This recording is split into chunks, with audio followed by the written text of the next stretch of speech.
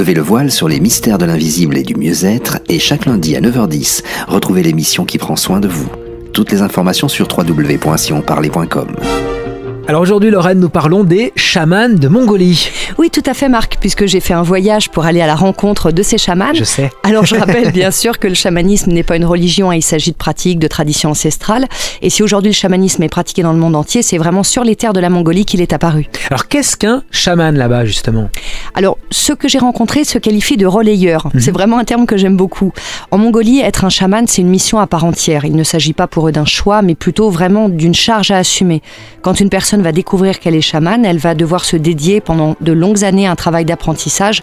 C'est pas toujours facile pour eux, mais ça reste vraiment une grande fierté. Alors comment une personne sait-elle qu'elle est chamane ? Les signes sont vraiment différents pour chacun, mais souvent ça va se manifester par des épreuves. Il peut s'agir d'une maladie, un accident, des fois des décès. Au niveau des proches, c'est très varié. Alors Lorraine, en quoi consiste leur travail d'apprentissage ?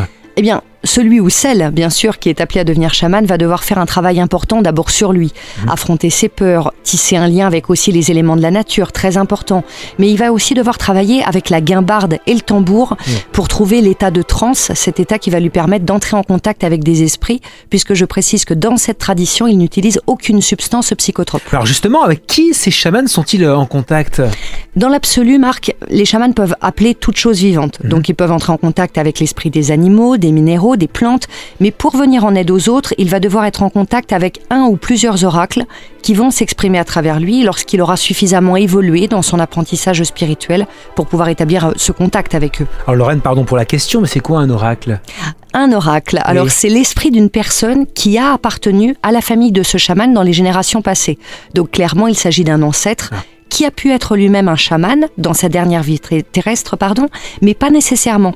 Ce lien avec les ancêtres est vraiment très important, très fort pour eux et ils l'entretiennent au quotidien. Et chaque chaman va pouvoir avoir un ou plusieurs oracles qui vont donc intervenir à travers lui. Et ils vont intervenir pour faire quoi, par exemple ?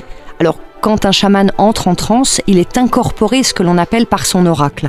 Alors, on voit d'ailleurs très très bien le changement au niveau de la voix, au niveau de la gestuelle, qui change totalement à ce moment-là. Et par l'intermédiaire du chaman, l'oracle va alors pouvoir aider les personnes qui viennent en consultation, que ce soit pour des maladies du corps, de l'esprit, et puis également, bien sûr, pour les aiguiller dans leur devenir. Alors, est-ce que le chamanisme en Mongolie a encore de beaux jours devant lui ? Oh oui, c'est certain. Ce sont des traditions vraiment très ancrées et on voit qu'il y a là-bas de plus en plus de chamans, d'ailleurs qui commencent leur apprentissage parfois très jeunes, à seulement 7 ou 8 ans. Alors, c'est pas dû au hasard, mais au fait que le monde a de plus en plus besoin de ces relayeurs pour venir en aide aux personnes, mais aussi à la planète, puisqu'ils sont très attachés à la Terre-Mère. D'ailleurs, ils ont un message pour nous. Respectez le vivant sous toute forme, car tout est énergie. Respectez la Terre-Mère, prenez soin d'elle. Protégez-la et préservez-la, car c'est elle qui nous nourrit, et sans elle, nous ne pouvons survivre. Levez le voile sur les mystères de l'invisible et du mieux-être et chaque lundi à 9h10, retrouvez l'émission qui prend soin de vous. Toutes les informations sur www.sionparler.com.